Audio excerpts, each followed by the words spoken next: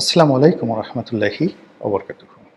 সম্মানিত দর্শক, আজকে যখন ভিডিওটি করছি ঠিক সেই সময়টাতে বাংলাদেশের একটি খবর রীতিমতো অনেককে অবাক করেছে। আপনারা সবাই জানেন যে ত্রয়োদশ জাতীয় সংসদ নির্বাচনে বাংলাদেশ জাতীয়তাবাদী দল বিএনপি ভূমিধস বিজয় লাভ করেছে। আর সঙ্গত কারণেই বিএনপির চেয়ারম্যান জনাব তারেক রহমান সাহেব প্রধানমন্ত্রী হচ্ছেন।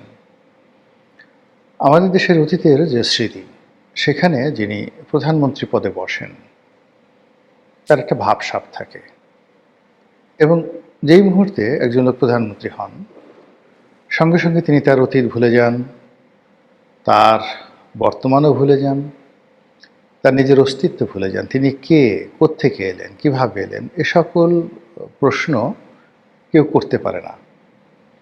এমনকি প্রধানমন্ত্রীরা যদি টের পান যে তাকে প্রশ্ন করতে পারে এরকম কোনো মানুষ আছে পৃথিবীতে, অমনি তার গাল ধরে, কান ধরে, মানে তার 12টা বাজিয়ে ছেড়ে দিতে হবে যে এত বড় সাহস, আমি প্রধানমন্ত্রী, রাজাধিরাজ, মহারাজ, আমাকে নিয়ে প্রশ্ন করো, আমার লেখাপড়া কি, বংশ কি, আগে দরিদ্র ছিলাম না ধনী ছিলাম, ইত্যাদি বিভিন্ন বিষয় নিয়ে তুই মনে মনে চিন্তা করিস, আজ তোর একদিন কি আমার একদিন হালুম। এভাবেই অতীতে চলেছে।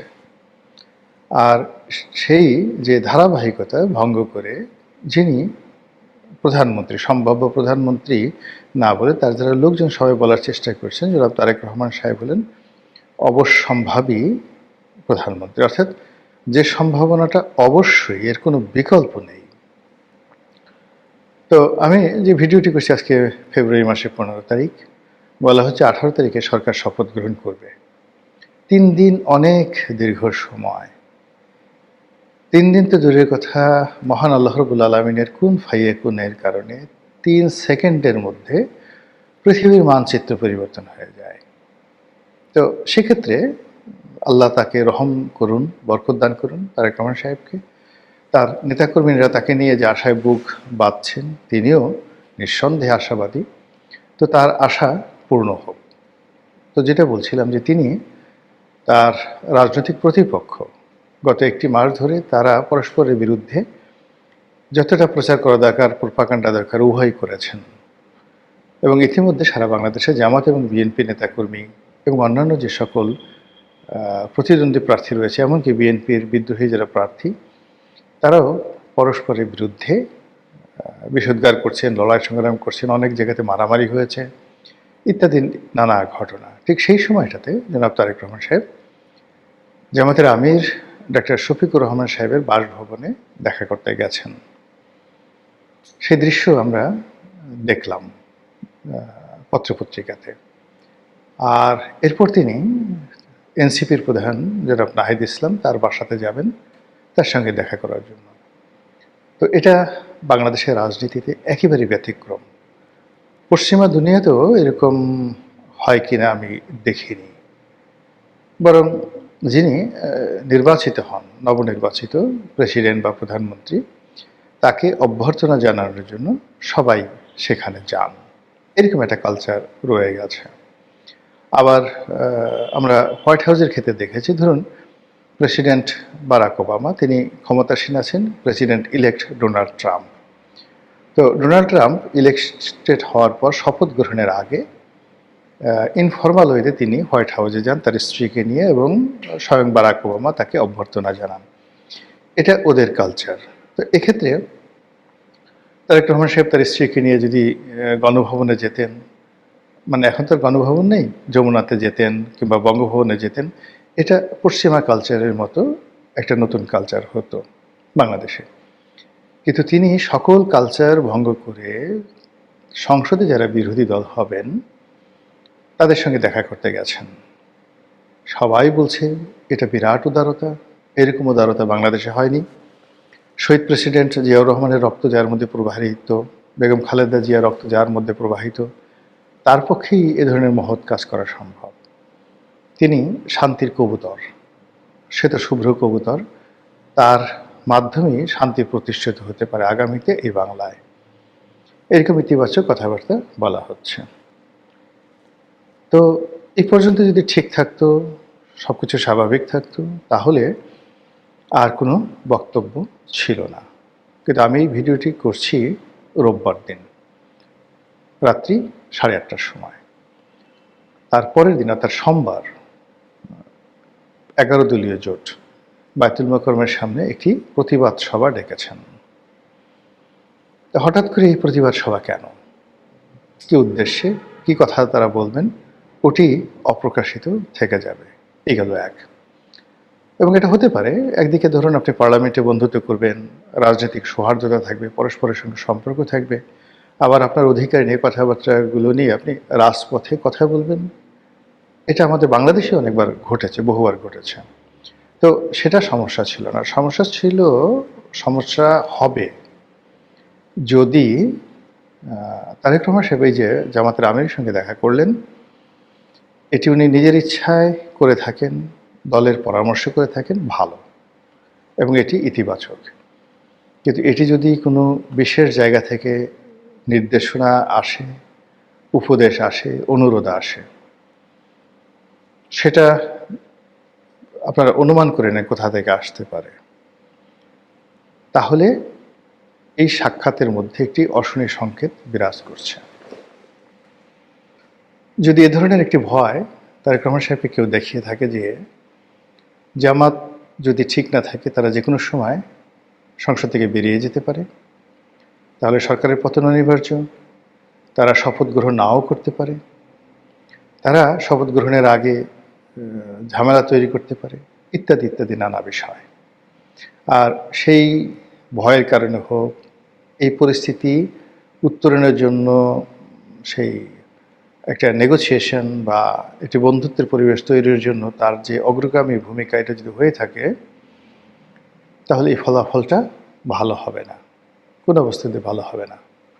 আর আমাদের দেশে যারা ওভার অ্যাক্টিং করার চেষ্টা করেন বা অতিরিক্ত ভালো করার চেষ্টা করেন, তারা সবাই বিপদে পড়েন। আমাদের দেশটাই হলো শক্তের ভক্ত, নরমের জম।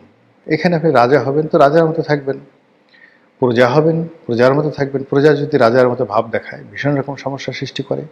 আর রাজা যদি সাধারণ আলখেল্লা পরে, লুঙ্গি পরে, পাজামা পরে, পাঞ্জাবি পরে রাস্তাঘাটে ঘোরাফেরা করেন, তাহলে একটা ভিক্ষুক এসেও তাকে একটা খোঁচা দিয়ে যাবে। এই হলো আমাদের দেশের চরিত্র। তো সেক্ষেত্রে জনাব তারেক রহমান সাহেব যদি পশ্চিমা ধাঁচের উদারতা দেখাতে চান, আন্তরিকতা দেখাতে চান, সেটাও যেমন সমস্যা আমাদের দেশের কালচার অনুযায়ী।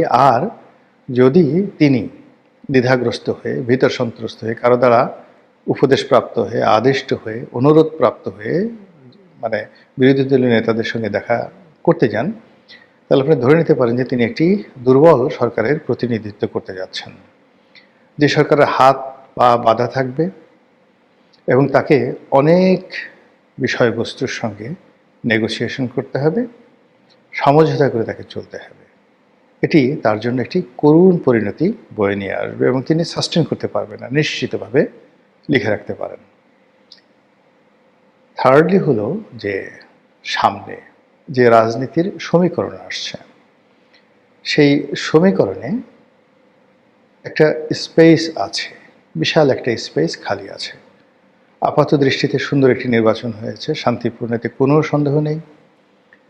এমনকি এই নির্বাচনে যারা অংশগ্রহণ করেছেন ভোট দেওয়ার জন্য, তাদের যে সংখ্যাধিক্য, এটাও আমরা যারা রাজনীতির বিশ্লেষণ করি আমাদের চিন্তার বাইরে। এটা প্রকৃতি প্রদত্ত একটি আশীর্বাদ। আমি বেশ কয়েকবার বলেছি এর আগে যে ম্যাজিক্যাল কিছু ঘটে যেতে পারে নির্বাচনে, এবং ম্যাজিক্যাল সেই ঘটনা যদি ঘটে, তাহলে ভোটাররা ভোট কেন্দ্রে আসবে, ভোট কেন্দ্রে শান্তিপূর্ণ পরিবেশ বজায় থাকবে, ইত্যাদি আরও অনেক কিছু।